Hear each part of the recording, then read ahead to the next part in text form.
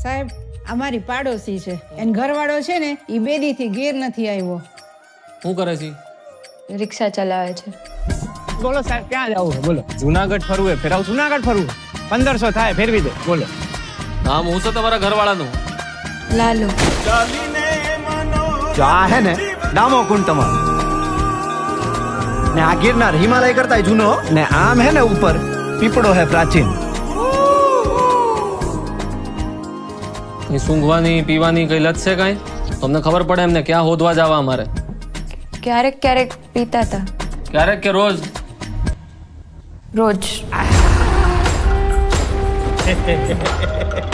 નાની રગઝગ થઈ હતી. ફોટો પાડી શકું તમે? હા અહીં ઉભા રહ્યો. આયા ઈ રાત પછી પાછા નથી આવ્યા.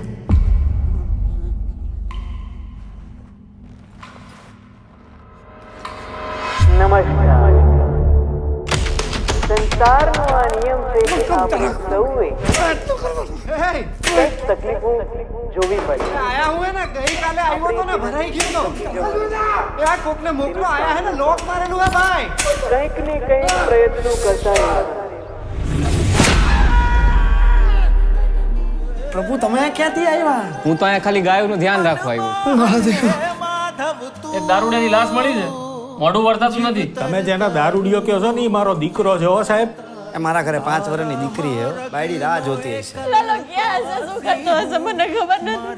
કાઢો મને કાઢો કાઢો રે એ કાઢે. અંદર લાશનું મોઢું બતાવી દે.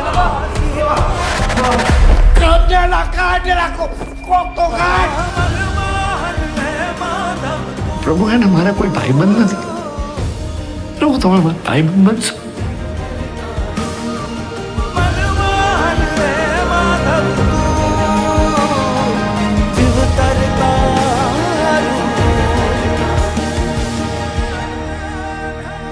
તમને ખબર છે એવું કહેવાય છે કે કૃષ્ણ ભગવાન એમના ભક્ત નરસિંહ મહેતા માટે 52 વાર અહીંયા આવ્યા છે જુનાગઢ.